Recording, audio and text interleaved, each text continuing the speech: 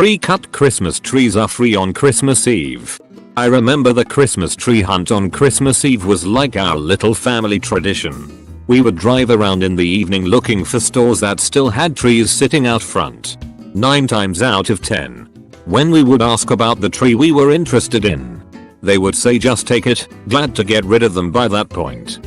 Every year we had a perfectly beautiful tree and it was exciting to find perfect trees for free and then stay up late decorating it with homemade glitter pine cones and candy canes.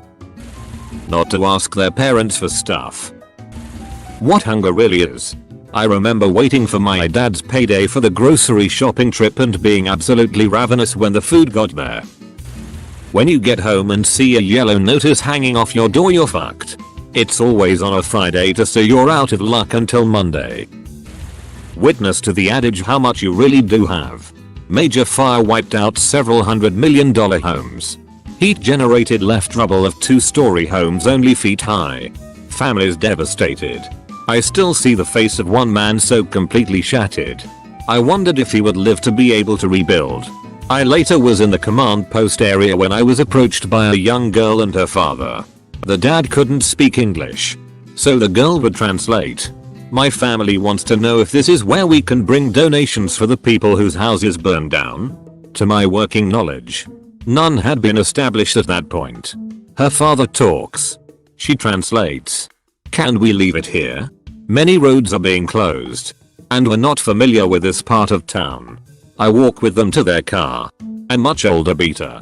The mom and a couple of siblings in it. Dad opens the trunk. And together, we all bring out couple cases of water, canned and dry food, adult and child clothing, some used toys, and prepared food. Almost listed when each kid handed me their toys. Little girl. We have so much stuff and we want to share with those families. How to cook with the government surplus cheese. Outdated technology. When I started college, one of my professors asked if anyone in our class remembered how you change a channel on the TV before remote controls. I was the only person in the room who remembered turning dials and adjusting rabbit ears despite being one of the youngest students in the class. Because my family had a TV from the 70s until 1995. Same sort of thing with computers, phones, etc. If we had it at all. We got something much later than anyone else, after it got cheaper, and bought used. I got my first computer in 1999. It had Windows 3.1 and that was what I used until I was able to use my financial aid to get a new PC tower for college. Knowing the cheapest thing on the menu at every restaurant. For when your friend's family invites you out to dinner, even though you're not paying, you're programmed to only select the cheapest thing. My friend's mom said you sure like hot dogs. That's all you order no matter where we go to eat. How important ingenuity becomes to eat. What it's like to be told you think you're just better than us because my mom valued education and prioritized it so we could do better for ourselves. Going into pawn shops to find the things your aunt stole from you and pawned to get drug money. Knowing which family members you had to hide medicine, your purses, and other valuables from when they would visit. The embarrassment of whipping out the Monopoly money food stamps. The taste of government peanut butter. What it's like to use the same bath water as your siblings because running a new tub of water is a waste. The excitement of a trip to the day-old bread store. The ubiquitousness of the concept of need versus want. What it's like to sit at the dinner table emptying piggy banks to help your mom pay bills. Holding your mom quietly the amazingly few times she'd break down crying at the end of the day. Cockroaches are killed by baking soda. If you send a bad check to the utilities company on a Friday, you have power for the weekend. I truly had no idea until I was in my junior year of high school taking child development that Head Start was a program created for children from homes of low income. I simply thought it was a place for me to get a head start as a kid. I still remember my teacher saying verbatim, "No honey, your family was just poor," in front of the whole class. Edit. RIP my inbox. Huh. You develop an appreciation for hand-me-down clothes when they come your way. My mom could somehow cook 2 chickens on a Sunday and feed 6 people all week. Towards the end it was more just corn chowder cooked in chicken stock. But it was dinner. Also we kept a garden. You didn't work the garden. You didn't eat. Sit down on a summer evening. Better have a bowl in your lap and be shelling, stringing, or shucking something. Feed the hulls to the neighbor's pig because she'll save a ham for us. Camping is only fun when you've never had to do it out of necessity. You can live on strawberry powder, Nesquik and water for 3 days. When someone breaks into your house but doesn't take anything. Happened once. Still think it's funny. Anything shiny on the ground might be a coin. Not being able to do extracurriculars. I wanted to be in orchestra and I wanted to play soccer but we couldn't afford it so I was told no. Couldn't afford the uniforms or the gas to get me to practice. And definitely couldn't afford a violin. I ended up moving to a largely upper middle class area for college. First boyfriend was rich. He played 9 instruments and played soccer and went skiing since age 6. He voiced that he thought I was lazy and untalented for not having done at least a sport or learned something like guitar. I explained that we couldn't afford it but that didn't seem to register. He tried to give me his old violin at one point so I could learn and his mother pretty much ripped it out of my hands. Your dad asking you for $20 so he can go to work for the week but he'll pay you back when he gets paid. The feeling of not eating for a day or sometimes days. Most gas station attendants will not stop a small child from stealing toilet paper from their bathrooms. Who knew? Edit. Thanks for the silver. This isn't something I had to do a lot but it happened from time to time. My mom took excellent care of me, we just fell a bit short sometimes. I'm hungry, drink some water. We were probably the best hydrated children at school, Mayo. But I think the thing I appreciate most is the independence I've gained. Through fixing things to keep them going or from just not wanting to ask my parents for help when I know they're struggling too. Edit. Thank you to the kind Redditor for the platinum. I'm comparatively new to Reddit and have never received a medal before. So forgive me if I'm going against protocol. Row. I didn't expect this to resonate with so many people. But I've just read through everyone's comments. You're all beautiful, strong, and resourceful people. And you deserve the world. I wish you all the best in breaking free from this destructive cycle. It is possible. And if my best wishes can do anything, then it will be possible for you. How to keep a 7-year-old from knowing she's poor. My mom used to take my brother and I to the soup kitchen every week to volunteer. We must always be kind to those less fortunate. She'd say. Then, after volunteering, oh, it's so late and I don't feel like cooking. Let's just eat here while we're here. The one thing I don't know from growing up poor is how the fuck a dishwasher works. How to get the most out of food. My mum grew up poor with 6 siblings and nothing went to waste. You have more of a tendency to be generous, I think. I grew up dirt poor with like 2 pieces of clothing to my name and most of our meals came from the food bank or from donations from the church my parents attended. Still, my mom mostly would not hesitate to help someone worse off than us. Also, you learn how to have fun for free. Kid me thought that getting to use the free desktop computers at the library and going to the park were the best things ever. You go to bed early to skip a meal. Edit. Thank you guys so much for the gold and silver. I'm having Reddit awards for dinner today. How to do everything without money. Laundry gets done in the sink. Walking is cheaper than the bus. A shower is cheaper than TP. Torn clothes can be mended. Money isn't everything. Giving when you have extra is the best way to stay afloat in times of need. Thanks for the gold, guys. I remember my mom donating plasma and getting groceries on the same day. It didn't occur to me that that was how she was paying for the small amount of food. We used those plastic milk cartons for TV dinner tables and end tables. Meals included top ramen, fried bologna sandwiches that were sometimes just fried mustard sandwiches because we had no meat, white rice with butter and sugar. I also remember the power going out and there wasn't a storm. So, we had a family camp out in the living room and cooked on an old camp stove. Having to help your single mum earn money by doing odd jobs that involved being embarrassed because you were cleaning the houses of your schoolmates. delivering junk mail to their homes, buying things on the cheap from garage sales that end up being their homes, collecting things people put out for hard rubbish council collection on the street, etc. I had a chair that belonged to an older boy's family, and every couch we have had was off the street. Mum also used to go to open houses when she was dreaming about being able to move to a better place. And one time I discovered I was inside the room of a boy from my grade. Saw his picture on his desk, lol.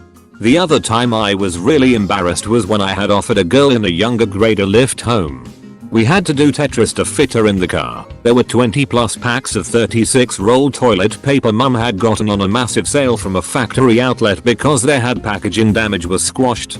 We were 3 girls and Mum in the house. We went through a lot of loo roll, lol. Back to school clothes aren't an option. You don't throw away burnt toast. You scrape it. You only flush if you went number 2. Eating out of boredom is a luxury. Churches and organizations can make your Christmas happen. Although you'll mostly get necessities. Shoes, underwear, winter coat, shampoo, etc. Poor kids should just be happy someone cares enough. We aren't given normal gifts. How good a butter tortilla is. American ramen tastes better than Nissin ramen. Lying to social services because your parents are working and collecting unemployment. Thanks Reddit. I am now dying inside. You learn about sliced bread spread with margarine and sprinkled with sugar as a sweet treat. Not going to school because you have no food and you have no money to buy food. How to unfreeze copper water pipes with a blow dryer and then how to use a soldering iron to fix the split in the pipe.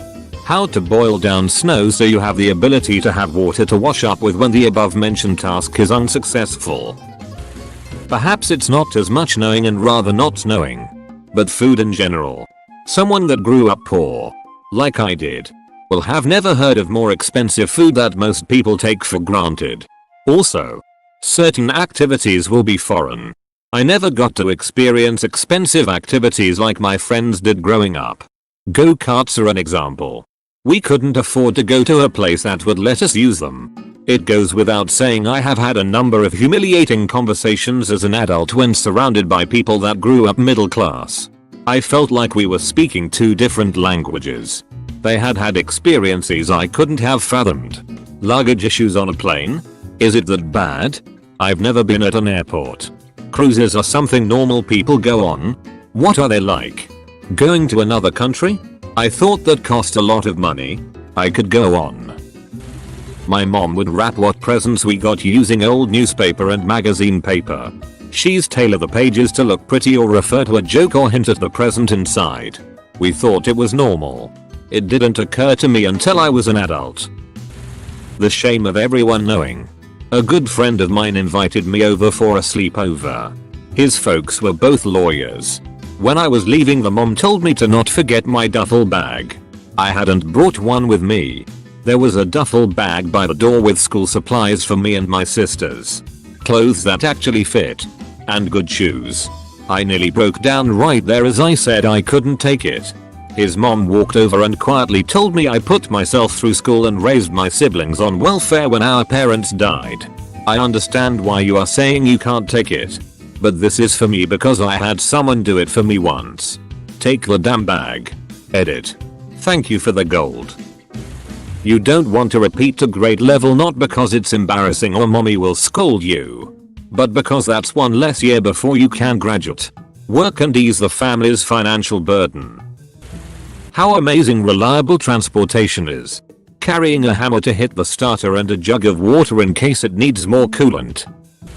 IDK about in other states, but in MN they can't shut your power off during the winter because of the danger of someone freezing to death in their house. So that was a good time to try to catch up on some other bills you are way behind on too. Working in the food industry means you can usually get a meal at work. For a few years that was the only food I ate. All my pay went to bills and automotive upkeep. So I could keep making enough to survive and maybe apply for jobs. How shitty the curriculum and care for kids is in poor neighborhoods. I got to attend middle school in an upper class area and saw the disparity in quality. I'm a teacher now working to help the impoverished and at-risk youth get their good education.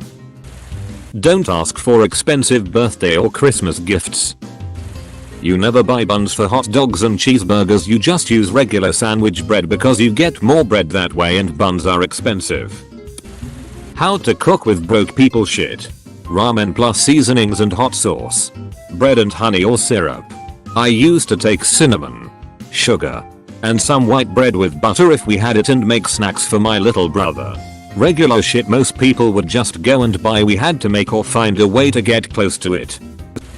You learn to be very flexible with your needs and wants. Want some dessert? You make your own rice pudding at home. Have relatives coming over? You all sleep on the floor together because you don't have extra beds. Want new clothes for a Barbie? You learn to stitch your own clothes. How people who have money treat you. I went to a girls only grammar school as I passed the exams to get in. There were girls whose parents wouldn't allow to come to my house. I felt lonely, worthless and isolated a lot of the time. But I got my PhD in the end. So fuck you MR and Mrs. Brumhead. How nervous you are to buy something slightly expensive, like $30 for a sweater, once you are finally financially stable. Dan came in here expecting what spaghetti tasted like 4 meals in a row and got how not to eat for 4 days while living in a tent. Poverty sucks. That you can reheat just about everything with a decent pot and a working stove. Government cheese. Doing your laundry in a bathtub using only cold water BC the gas was shut off. Trying to spend a night at your friend's house BC they had food and a warm room. Thanks Nikki. Loving going to school because you could at least eat there. Trips to Goodwill for new clothes. Showers at school because at least 3 water was warm. Being made fun of because you smelled like kerosene. Having lice and no one doing anything about it. Going to school with bruises BC your parents took their shitty decisions out on you. I'm so grateful to a handful of people that saw potential in me. I went to college. Got a great job. And broke the cycle. Thanks Tom and Tony. Ditto the above. Walking everywhere under 3 miles, about an hour's walk. Lending giving your parents money. From high school onwards. No culture of gifts, not necessarily a bad thing. If you want anything, you get a job and buy it. Christmas presents are usually cookies or alcohol. Eating out isn't fun. This one's kinda sad but I'm more of an eat to live kinda guy so I'm not too bothered. I don't think I've ever had an enjoyable meal out. Moaning about the small portion sizes. Feeling guilty for getting drinks. Arguments over the bill. I don't like eating out and I don't think I ever will. No big deal though. I like home cooked. Pizza nights are the best birthday present you could ever fucking get. A whole pizza. Ordered exactly how you like it. And you get to have more than one slice. Food stamp paper change. When I was a kid, if you used food stamps they would give back the change in food stamp form. My mom was too proud to publicly use them so she would make up a reason to leave and I would have to pay using them. I was 11 or so. She did it every time. I had to learn to keep my head up.